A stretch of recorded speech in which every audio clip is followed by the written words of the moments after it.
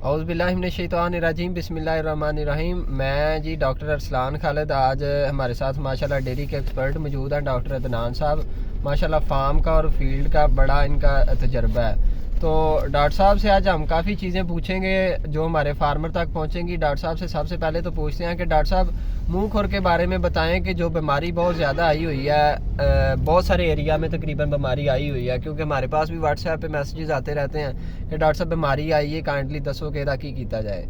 सब तो पहला तो एक फार्म लैवल ते डॉक्टर साहब सानू दसो कि बीमारी आ जाए की करना चाहिए।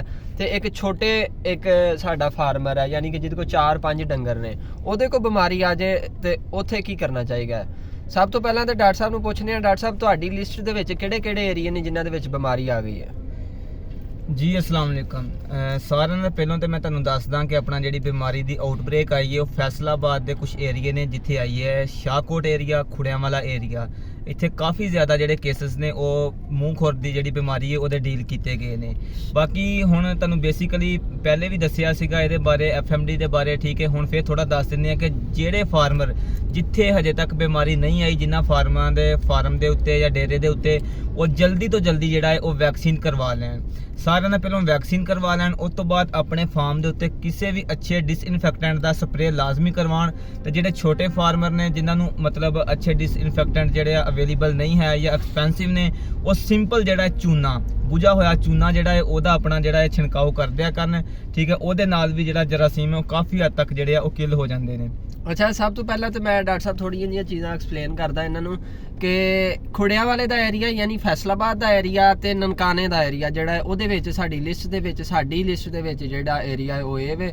ਦੂਸਰੇ ਨੰਬਰ ਤੇ ਡਿਸਇਨਫੈਕਟੈਂਟ ਤੋਂ ਡਾਕਟਰ ਸਾਹਿਬ ਦੇ ਕਹਿਣ ਦਾ ਮਤਲਬ ਇਹ ਵੇ ਕਿ ਜਿਹੜੇ ਜਰਾਸੀਮ ਨੂੰ ਮਾਰਦੀ ਹੈ ਦਵਾਈ, ਯਾਨੀ ਕਿ ਜਿੱਦਾਂ ਚੂਨਾ ਹੈ ਨਾ, ਚੂਨਾ ਜਿਹੜਾ ਹੈ ਜਦੋਂ ਯਾਨੀ ਕਿ ਕੋਈ ਬੱਚਾ ਕੋਈ ਗਾਂ ਬੱਚਾ ਸੁੱਟ ਦਿੰਦੀ ਹੈ ਤੇ ਅਸੀਂ ਕੀ ਕਰੀਦਾ ਹੁੰਦਾ ਕਿ ਉਹ ਜਿਸ ਜਗ੍ਹਾ ਤੇ ਉਹਨੇ ਬੱਚਾ ਸੁੱਟਿਆ ਹੁੰਦਾ ਉੱਥੇ ਅਸੀਂ ਚੂਨਾ ਸੁੱਟੀਗਾ, ਯਾਨੀ ਕਿ ਉੱਥੇ ਜਿਹੜੇ ਗੰਦੇ ਜਰਾਸੀਮ ਨੇ ਉਹ ਸਾਰੇ मर जान।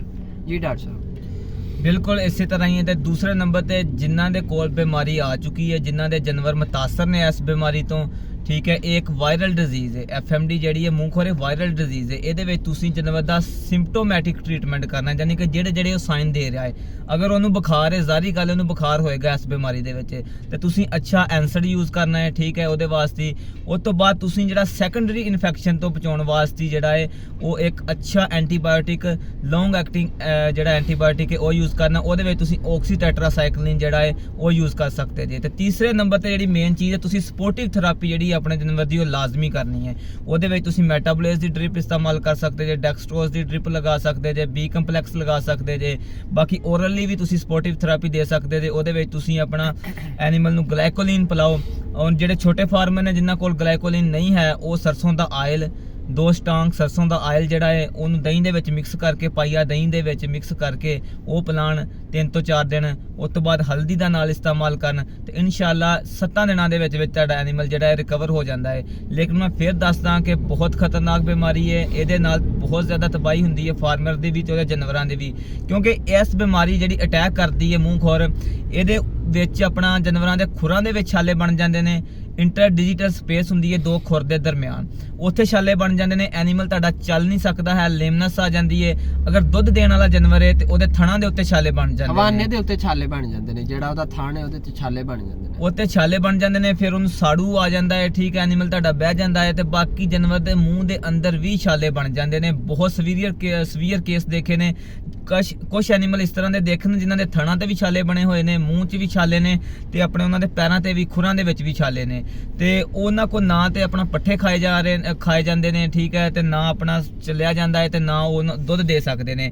ਇਸ ਕਰਕੇ ਬਾਰ-ਬਾਰ ਵਾਰਨਿੰਗ ਦਿੱਤੀ ਜਾਂਦੀ ਹੈ तमाम ਫਾਰਮਰ ਨੂੰ ਜਿੰਨੇ ਵੀ ਨੇ ਕਿ ਜਿਨ੍ਹਾਂ ਦੇ ਕੋਲ ਹਜੇ ਬਿਮਾਰੀ ਦੀ ਆਊਟਬ੍ਰੇਕ ਨਹੀਂ ਆਈ ਹੈ, ਕਿਉਂਕਿ ਹਜੇ ਸਿਰਫ ਥੋੜੇ ਜਿਹੇ ਏਰੀਏ ਨੇ, ਕੋਈ ਚੰਦ ਫਾਰਮਰ ਨੇ ਜਿਨ੍ਹਾਂ ਦੇ ਕੋਲ ਰਿਪੋਰਟ ਹੋਈ ਹੈ। ਕੋਈ ਕਹਿ ਲਓ ਕਿ ਤੁਸੀਂ 4 ਤੋਂ 5 ਫਾਰਮਰ ਨੇ ਜਿਨ੍ਹਾਂ ਦੇ ਕੋਲ ਰਿਪੋਰਟ ਹੋਈ ਹੈ। ਅਸਾਂ ਫੀਲਡ ਦੇ ਵਿੱਚ ਵੀ ਇਹਦੇ ਕੇਸ ਦੇਖੇ ਨੇ। ਤੇ ਇਸ ਕਰਕੇ ਤੁਸੀਂ ਟਾਈਮਲੀ ਜਿਹੜਾ ਇਹਦੀ ਵੈਕਸੀਨ ਲਾਜ਼ਮੀ ਕਰਵਾਓ, ਕਿਉਂਕਿ ਅਗਰ ਬਿਮਾਰੀ ਆ ਗਈ ਤੇ ਫਿਰ ਤੁਹਾਡਾ ਟ੍ਰੀਟਮੈਂਟ ਤੇ ਵੀ ਖਰਚਾ ਹੋਣਾ ਹੈ। ਤੁਹਾਡਾ ਜਾਨਵਰ ਅਗਰ ਪ੍ਰੈਗਨੈਂਟ ਹੈ ਉਹ ਅਬਾਰਸ਼ਨ ਵੀ ਕਰ ਸਕਦਾ ਹੈ, ਸਾੜੂ ਵੀ ਹੋਏਗਾ ਤੇ ਫਾਰਮ ਜਿਹੜਾ ਹੈ ਉਹ ਲੋਸ ਦੀ ਤਰਫ ਹੀ ਜਾਏਗਾ। ਬਿਲਕੁਲ, ਦੁੱਧ ਜਿਹੜਾ ਹੈ ਆਟੋਮੈਟਿਕਲੀ ਉਹ ਤਾਂ ਡ੍ਰੌਪ ਹੋ ਜਾਏਗਾ, ਕਿਉਂਕਿ ਹਵਾਨੇ ਦਾ ਮਸਲਾ ਜਾਨਵਰ ਖਾਣ ਪੀਣ ਛੱਡ ਦਿੰਦਾ। ਅੱਛਾ ਡਾਕਟਰ ਸਾਹਿਬ ਥੋੜੀ ਜੀ ਚੀਜ਼ ਮੈਂ ਐਡ ਕਰਦਾ ਵਾਂ ਕਿ ਦੇਖੋ ਅਗਰ ਬਿਮਾਰੀ ਆ ਰਹੀ ਹੈ ਜਾਂ ਜਿੱਦਾਂ ਹੁਣ ਤੁਹਾਨੂੰ ਅਸੀਂ ਇਨਫੋਰਮ ਕਰ ਰਹੇ ਹਾਂ, ਜਿਹੜੇ ਸਾਡੀ ਵੀਡੀਓ ਦੇਖਦੇ ਨੇ ਉਹਨਾਂ ਨੂੰ ਤਾਂ ਪਤਾ ਲੱਗ ਜਾਏਗਾ ਕਿ ਜੀ ਬਿਮਾਰੀ ਆ ਰਹੀ ਹੈ ਬਹੁਤ ਸਾਰੇ ਏਰੀਆ 'ਚ। ਉਹ ਕਰਨਗੇ ਕੀ ਕਿ ਸਭ ਤੋਂ ਪਹਿਲਾਂ ਤੇ ਉਹ ਵੈਕਸੀਨ ਨੂੰ ਮੇਜਰ ਆਪਣੇ ਮਾਈਂਡ ਦੇ ਵਿੱਚ ਰੱਖਣਗੇ ਕਿ ਵੈਕਸੀਨ ਨੂੰ ਫਰੰਟ ਤੇ ਲੈ ਕੇ ਚੱਲਣਗੇ। ਇਹ ਤੇ ਹੋ ਗਿਆ ਪਹਿਲਾਂ, ਫਰਜ਼ ਕਰੋ ਤੁਸੀਂ ਬਿਮਾਰੀ ਤੋਂ ਪਹਿਲਾਂ ਕਰ ਲਈ ਵੈਕਸੀਨ, ਲੇਕਿਨ ਲੈਟਸ ਸਪੋਜ਼ ਅਗਰ ਬਿਮਾਰੀ ਆ ਜਾਂਦੀ ਹੈ ਉਹਦੇ ਵਾਸਤੇ ਡਾਕਟਰ ਸਾਹਿਬ ਆਪਣੇ ਐਨੀਮਲਸ ਨੂੰ ਇਹ ਸੈਪਰੇਟ ਕਰਨਗੇ। ਜਿਸ ਜਾਨਵਰ ਨੂੰ ਬਿਮਾਰੀ ਆ ਗਈ ਹੈ ਇਹਦੇ ਹਵਾਲੇ ਨਾਲ ਸਾਨੂੰ ਥੋੜਾ ਦੱਸ ਦਿਓ ਕਿ ਇੱਕ ਬਿਮਾਰੀ ਆ ਗਈ ਹੈ ਫਾਰਮ ਤੇ, ਤੁਸੀਂ ਟ੍ਰੀਟਮੈਂਟ ਵੀ ਦੱਸ ਦਿੱਤਾ, ਜਾਨਵਰ ਨੂੰ ਅਸੀਂ ਸੈਪਰੇਟ ਕਰ ਲਿਆ, ਜਾਨਵਰ ਦੀ ਅਗਰ ਪ੍ਰੋਡਕਸ਼ਨ ਡ੍ਰੌਪ ਹੋ ਗਈ ਹੈ, ਇਸ ਤੋਂ ਇਲਾਵਾ ਕੋਈ ਦੇਸੀ ਨੁਸਖਾ ਜਾਂ ਕੋਈ ਜਿਹੜਾ ਤੁਸੀਂ ਸ਼ੇਅਰ ਕਰਨਾ ਚਾਹੋ। ਸਾਰਿਆਂ ਨਾਲ ਪਹਿਲਾਂ ਅਗਰ ਤੇ ਤੁਹਾਡੇ ਫਾਰਮ ਦੇ ਉੱਤੇ ਫਰਜ਼ ਕਰੋ ਲੈਟਸ ਸਪੋਜ਼ ਕਿ 45 ਜਾਂ 50 ਜਾਨਵਰ ਨੇ ਤੇ ਉਹਨਾਂ ਦੇ ਵਿੱਚੋਂ 2 ਜਾਨਵਰਾਂ ਨੂੰ ਬਿਮਾਰੀ ਆ ਚੁੱਕੀ ਹੈ, ਤੁਸੀਂ ਦੇਖ ਲਿਆ ਕਿ ਇਹਨਾਂ ਦੇ ਛਾਲੇ ਬਣ ਚੁੱਕੇ ਨੇ, ਠੀਕ ਹੈ। ਸਾਰਿਆਂ ਨਾਲ ਪਹਿਲਾਂ ਜਿਹੜਾ ਤੁਸੀਂ ਸਟੈਪ ਲੈਣਾ ਹੈ ਉਹ ਜਾਨਵਰਾਂ ਨੂੰ ਤੁਸੀਂ ਅਲੱਗਾ ਕਰਨਾ ਹੈ, ਉਹਨਾਂ ਨੂੰ ਸੈਪਰੇਟ ਕਰਨਾ ਹੈ, ਕਿਉਂਕਿ ਇਹ ਬਿਮਾਰੀ ਫੈਲੇਗੀ। ਜਿਹੜਾ ਐਨੀਮਲ ਦਾ ਸਲਾਈਵਾ ਜਿਹਨੂੰ ਤੁਸੀਂ ਥੁੱਕ ਕਹਿ ਦਿੰਦੇ ਜੇ, ਉਹ ਜਦੋਂ ਪੱਠਿਆਂ ਦੇ ਉੱਤੇ ਗਿਰੇਗਾ ਉਥੋਂ ਜਦੋਂ ਦੂਸਰਾ ਜਾਨਵਰ ਆਣ ਕੇ ਲਿਕ ਕਰੇਗਾ, ਚਾਰਾ ਖਾਏਗਾ ਤੇ ਉਹ ਉਹਦੇ ਅੰਦਰ ਜਰਾਸੀਮ ਵਾਇਰਸ ਚਲਾ ਜਾਏਗਾ ਤੇ ਉਥੋਂ ਦੂਸਰੇ ਜਾਨਵਰਾਂ ਨੂੰ ਵੀ ਫੈਲੇਗੀ। ਇਹ ਵਾਇਰਸ ਡਿਜ਼ੀਜ਼ ਹੈ ਵਾਇਰਲ, ਤੇ ਇਹ ਦੂਸਰੇ ਜਾਨਵਰਾਂ ਨੂੰ ਵੀ ਫੈਲੇਗੀ। ਸਾਰਿਆਂ ਨਾਲ ਪਹਿਲਾਂ ਉਹਨਾਂ ਨੂੰ ਅਲੱਗਾ ਕਰੋ, ਅਲੱਗਾ ਕਰਨ ਤੋਂ ਬਾਅਦ ਜਿਹੜਾ ਬਾਕੀ ਤੁਹਾਡਾ ਹਰਡ ਬਕਾਇਆ ਬਚ ਗਿਆ ਜਿੱਥੇ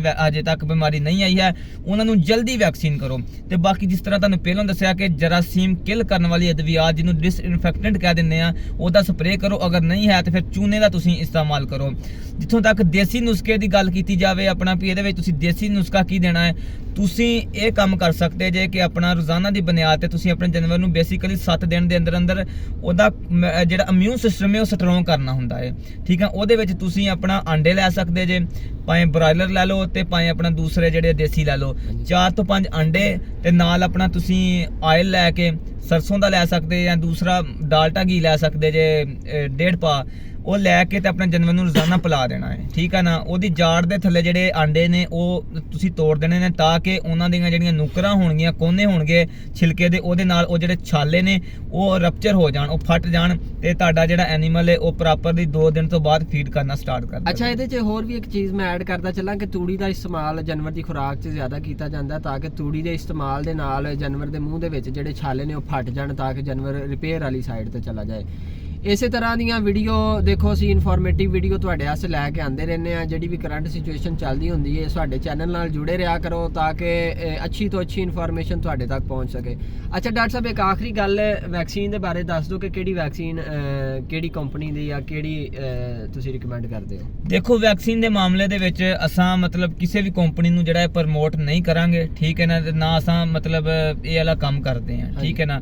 ਬਾਕੀ ਜਿੱਥੋਂ ਤੱਕ ਰਿਜ਼ਲਟ ਦੇਖੇ ਗਏ ਨੇ ਜਿਹੜੀਆਂ ਵੈਕਸੀਨ ਅਸਾਂ ਯੂਜ਼ ਕੀਤੀਆਂ ਨੇ ਉਹਨਾਂ ਦੇ ਰਿਜ਼ਲਟ ਆਏ ਨੇ, ਉਹਦੇ ਵਿੱਚ ਇੱਕ ਵੈਕਸੀਨ ਮੁਸਤਫਾ ਬ੍ਰਦਰ ਦੀ ਹੈ ਆਰੀਆ ਵੈਕ, ਉਹਦੇ ਬੜੇ ਅੱਛੇ ਰਿਜ਼ਲਟ ਨੇ। ਉਸ ਤੋਂ ਬਾਅਦ ਜਿਹੜੀ ਹੈ ਮੈਰੀਅਲ ਦੀ ਐਫਟੋਵੈਕਸ ਪਰ ਉਹਦੇ ਬੜੇ ਅੱਛੇ ਰਿਜ਼ਲਟ ਨੇ, ਤੇ ਐਫਟੋਵੈਕ ਤੀਸਰੀ ਜਿਹੜੀ ਆਪਣਾ ਵੈਕਸੀਨ ਹੈ ਇਹਦੇ ਵੀ ਅੱਛੇ ਰਿਜ਼ਲਟ ਨੇ। ਇਹ ਤਿੰਨਾਂ ਦੇ ਵਿੱਚੋਂ ਤੁਸੀਂ ਕੋਈ ਵੀ ਯੂਜ਼ ਕਰ ਲਓ। ਬਾਕੀ ਅਗਰ ਤੁਹਾਨੂੰ ਇਹਦੀ ਜਿਹੜੀ ਡੋਜ਼ ਰੇਟ ਆ ਤੁਸੀਂ ਸਾਡੇ ਨਾਲ WhatsApp ਤੇ ਮੈਸੇਜ ਕਰਕੇ ਪੁੱਛ ਸਕਦੇ ਹੋ। ਇਸ ਤੋਂ ਇਲਾਵਾ ਤੁਹਾਡੇ ਜਾਨਵਰ ਨੂੰ ਮਸਲਾ ਆ ਗਿਆ ਹੈ ਫੀਡ ਫਾਰਮੂਲੇਸ਼ਨ ਦੇ ਹਵਾਲੇ ਨਾਲ ਤੁਸੀਂ ਕੰਟੈਕਟ ਕਰਨਾ ਚਾਹੁੰਦੇ ਹੋ, ਸਾਡੀ ਵੀਡੀਓ ਦੇਖ ਕੇ ਸਾਡੇ ਨੰਬਰ ਤੇ ਕੰਟੈਕਟ ਕਰਕੇ ਸਾਡੇ ਤੇ WhatsApp ਮੈਸੇਜ ਕਰ ਸਕਦੇ ਹੋ ਤਾਂ ਕਿ ਜਿਹੜਾ ਵੀ ਤੁਹਾਨੂੰ ਮਸਲਾ ਹੈ ਕਲੀਅਰ ਕੀਤਾ ਜਾ ਸਕੇ ਤੇ ਸਾਡੇ ਪਾਕਿਸਤਾਨ ਦੀ ਜਿਹੜੀ ਡੇਅਰੀ ਫਾਰਮਿੰਗ ਹੈ ਉਹ ਪ੍ਰਮੋਟ ਹੋਏ। ਅੱਜ ਤੱਕ ਆਸਤੇ ਇतना ही। डॉक्टर साहब का शुक्रिया अदा करने ते डॉक्टर साहब को इजाज़त लेने। अस्सलाम वालेकुम।